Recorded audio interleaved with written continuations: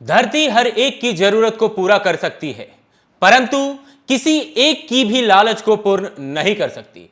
मैं Deepak Kumar Agastya YouTube channel के platform पे आप सभी का हार्दिक अभिनंदन और स्वागत करता हूं। जैसा कि हम पटना हाईकोर्ट असिस्टेंट के हिंदी जो निबंध हैं उस सीरीज पे परिचर्चा कर रहे थे। आज का जो हमारा टॉपिक है, आप थंबनेल में देख सकते हैं कि एक तरफ औद्योगिकरण दिख रहा है, इंडस्ट्री से निकलने वाले धुएं निकल रहे हैं, और फिर दूसरी तरफ ये प्लांट्स जो पेड़ पौधे हैं जो हमारे वन के हिस्से हैं ये दिख रहे हैं।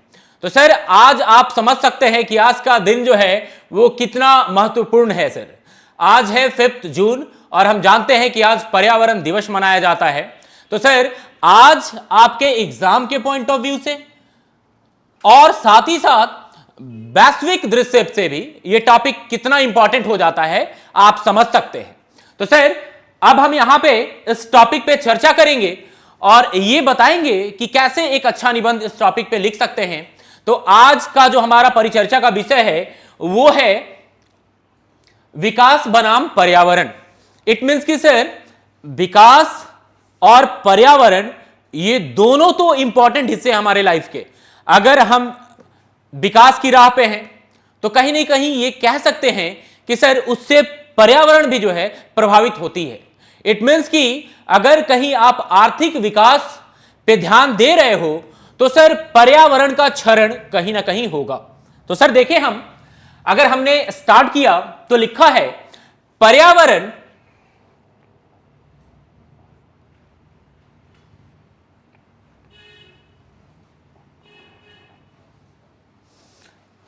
पर्यावरण और विकास दो ऐसे मुद्दे हैं जिन्हें दुनिया भर के लोगों ने चिंतन किया है।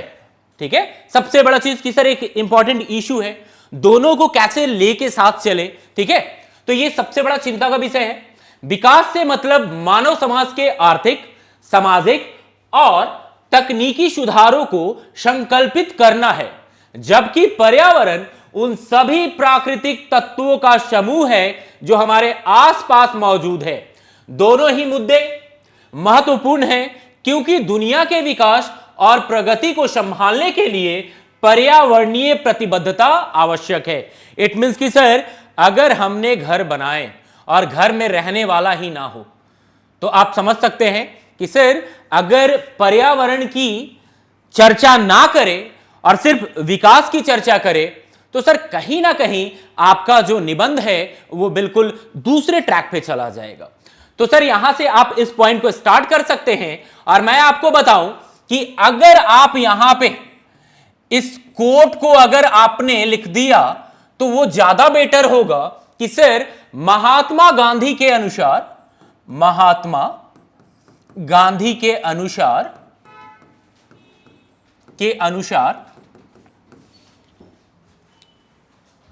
हम ये कह सकते हैं कि जो धरती है, धरती हर एक व्यक्ति के जरूरत को पूरी कर सकती है,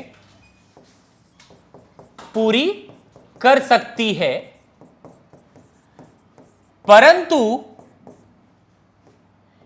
एक की भी लालच को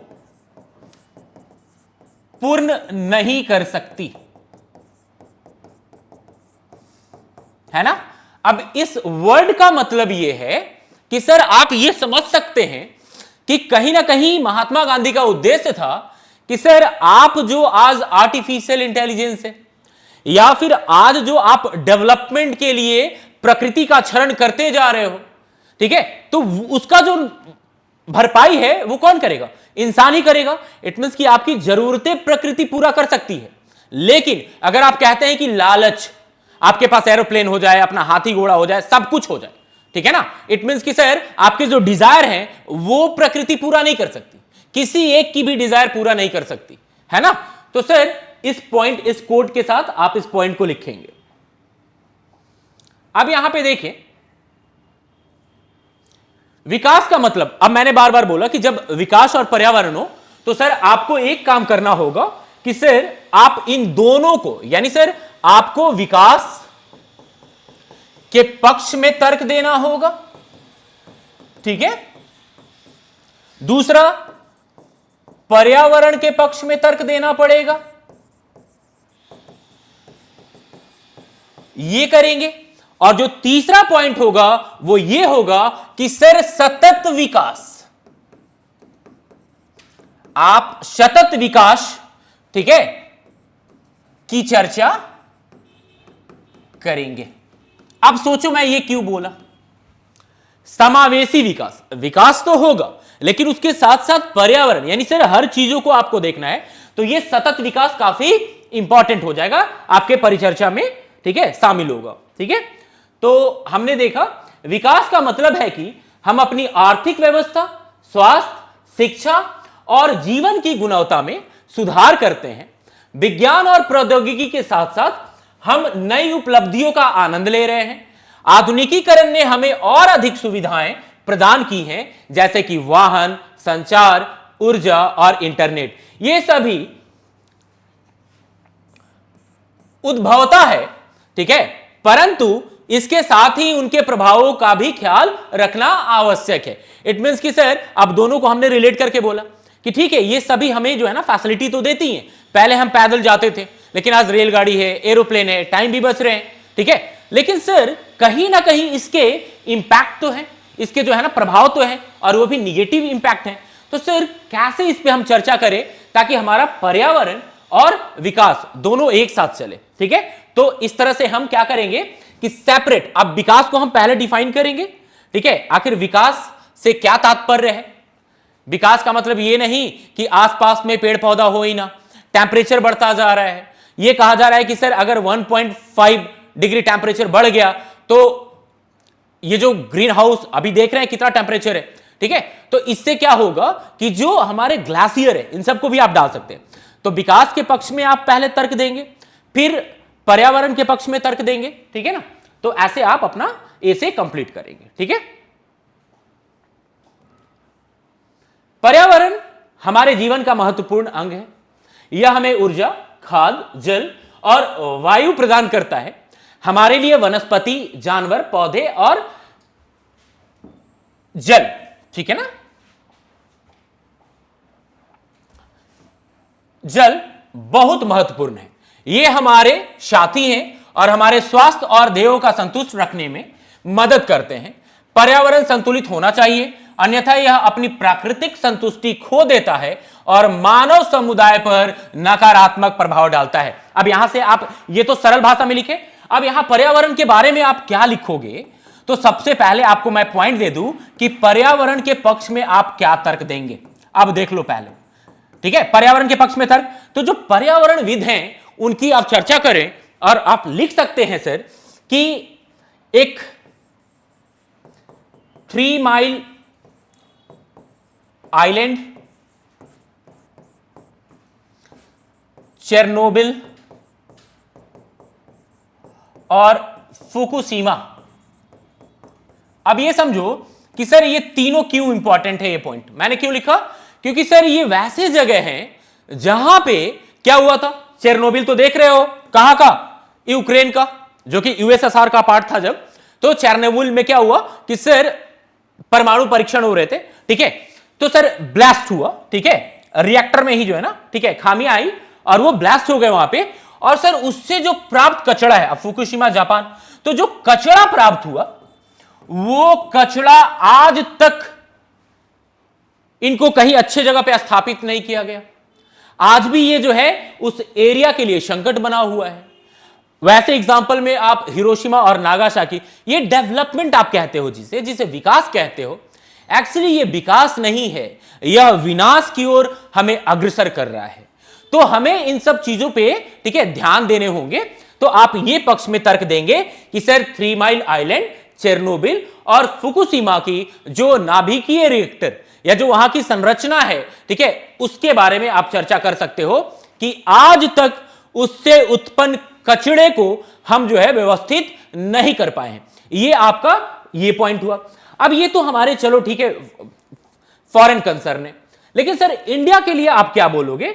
तो भारत के अंदर सबसे पहले देख लो कि सर बहुउद्देशीय परियोजना, इसके बारे में चर्चा ना करें तो फिर कहीं ना कहीं ये जो है ना गलत है। बहुउद्देशीय जो परियोजना है इसमें आप क्या चर्चा करोगे? तो सबसे पहले आप बोलोगे कि सर आप टिहरी डैम ले लो। अब ये टिहरी डैम जो है ये आखिर क्या है? यहां पे जल विद्युत परियोजना है और सर यहां से हम क्या कर रहे हैं? इलेक्ट्रिसिटी जनरेट कर रहे हैं। इलेक्ट्रिसिटी जनरेट कर रहे हैं। जब विद्युत जनरेट कर रहे हैं, उत्पादन कर रहे हैं, तो हम ये देख रहे हैं कि इससे क्या हो रहा है। पहला नंबर कि सर जो आवास है इसकी समस्या उत्पन्न हो रही है। दूसरा जो नंबर है वो पर्यावरण से संबंधित, ठीक है ना। और तीसरा आप ये कह रहे हो कि सर जो प्रकृति की समानता है उसे क्या कर रहे हैं हम? तो सर बिगाड़ रहे हैं, उसके संतुलन को, ठीक है, हम खत्म कर रहे हैं, ठीक है। और आप अक्सर देख सकते हैं कि जो ये उत्तराखंड का एरिया है, इस उत्तराखंड के एरिया में आप देखोगे कि विनाशकारी जो है वो बाढ़ें आती रहती है, ठीक है ना। तो हमें इस तरह से जो है ना विकास के बारे में नहीं सोचना चाहिए जो कि हमारे लिए क्या हो जाए, विनाश का कारण बन जाए, ठीक है ना। तो अब इसके साथ साथ हम ये कह सकते हैं कि सर आखिर इससे हम कैसे बचे। ये तो हमने लिखा, अब इससे हम कैसे बचे इसके एग्जांपल देंगे। और अब बताओ कि सर यहां पे लिखा है कि विकास और पर्यावरण के बीच एक संतुलन बनाना महत्वपूर्ण है। हमें विकास के दौरान पर्यावरणीय बदलावों को ध्यान में रखना चाहिए। इट मींस कि सर ये जो पॉइंट आप लिखोगे ये किसका होगा? तो ये होगा सतत विकास का। इट मींस कि अब यहीं पे आपको किस पे काम करना है?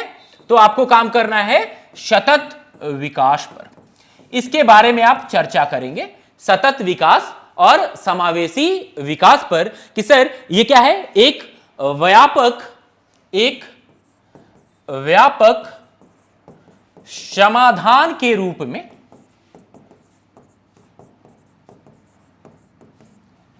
हो सकता है। अब इस पे आप चर्चा करो। इट मीन्स कि सर कहीं ना कहीं हम विकास को नकार नहीं सकते, लेकिन हम ये भी नहीं नकार सकते कि जो विकास है, ठीक है, वो विनाश का कारण है, ठीक है ना। तो इस पॉइंट को हम लिखेंगे। अब बताओ सतत विकास के बारे में आप क्या बता सकते हो? अगर मैं बोलूं कि सतत विकास के बारे में परिचर्चा करें, सतत विकास आखिर है क्या, ये सबसे पहले कब आया? तो याद रखना कि ये जो कॉन्सेप्ट है ये सबसे पहले 1960 के अंदर आया, ठीक है ना। 1960 के अंदर आया, लेकिन 1960 के अंदर जो है ना ये काम नहीं हुआ, इसके ऊपर परिचर्चा किया गया। एक्चुअली जो है ये 1970 के अंदर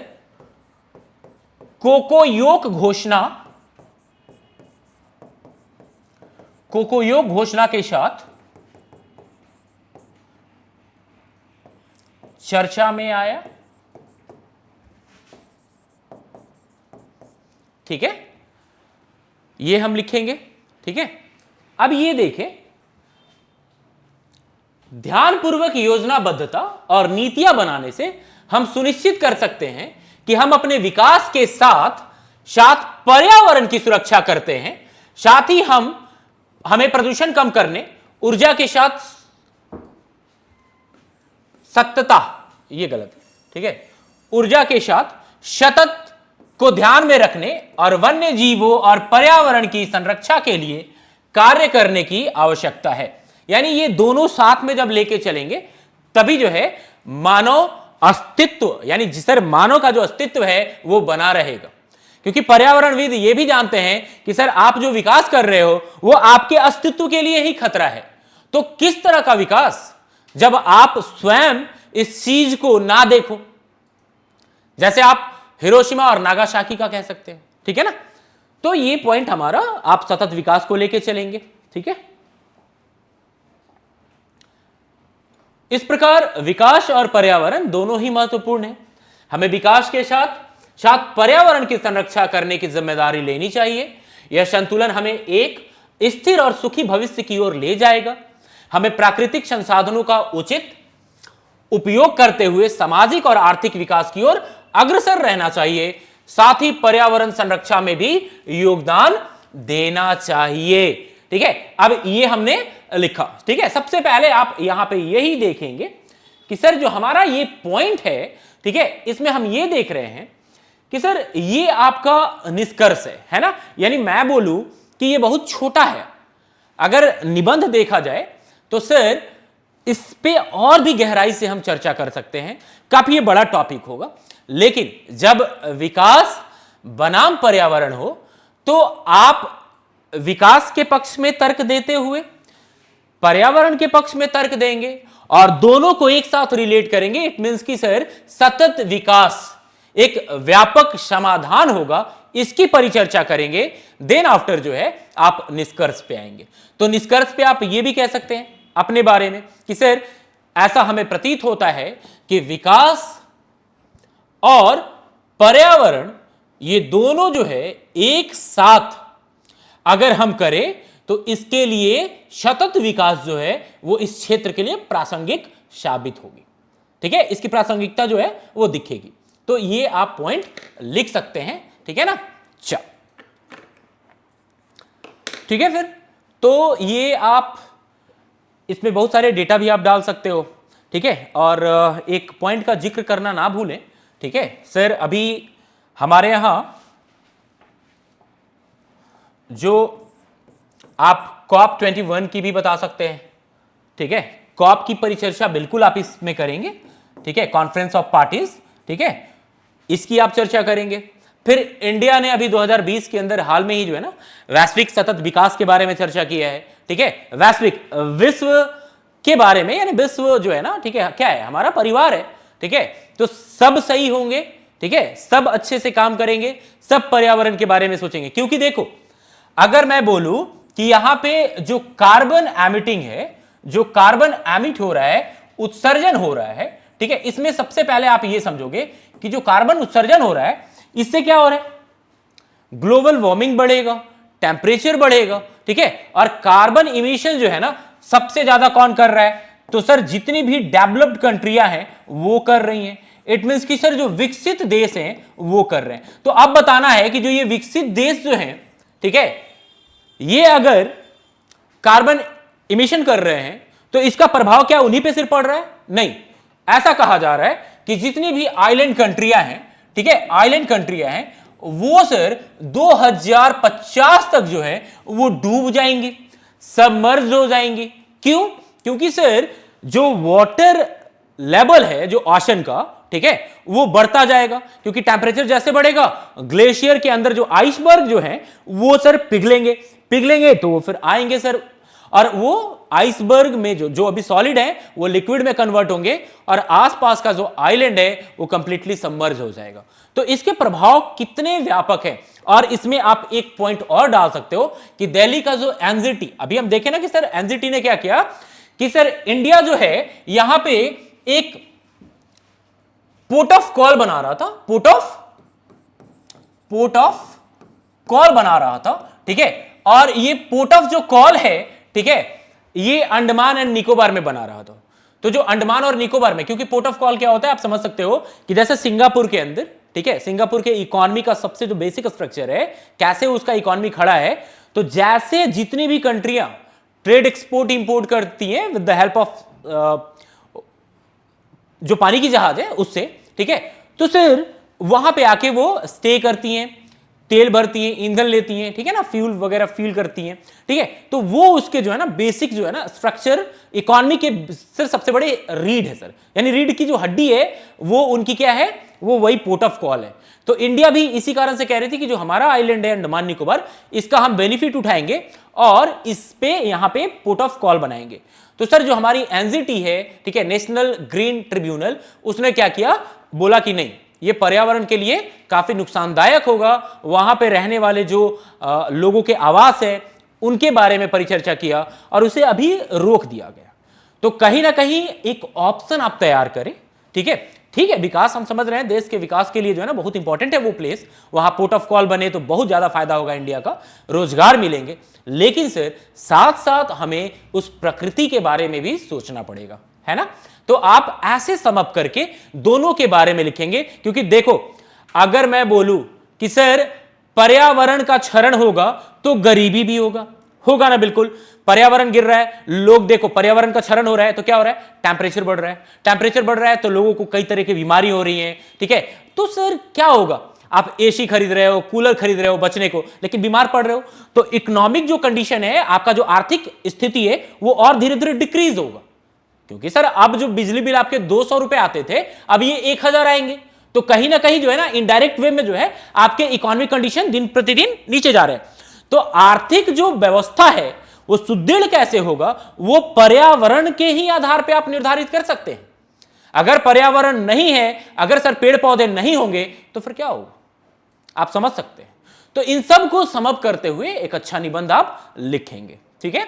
तब तक के लिए धन्यवाद। हम अगले सीरीज में आपके साथ फिर से हाजिर होंगे, फिर से रूबरू होंगे। तब तक के लिए सर धन्यवाद। और मैं एक चीज और कहना चाहूंगा अगस्त्या यूट्यूब चैनल के प्लेटफॉर्म के माध्यम से कि सर जो जीवन है हमारा, ठीक है, हम ये कह सकते हैं कि जीवन के लिए या फिर जो हमारा अस्तित्व है वो तभी बचेगा जब पर्यावरण रहेगा, और पर्यावरण सुरक्षित तब रहेगा जब हम पौधा लगाएंगे। तो सर अगर आप एक पेड़ काटते हो तो 100 पेड़ जरूर लगाए, और वो भी जिम्मेदारी के साथ। धन्यवाद।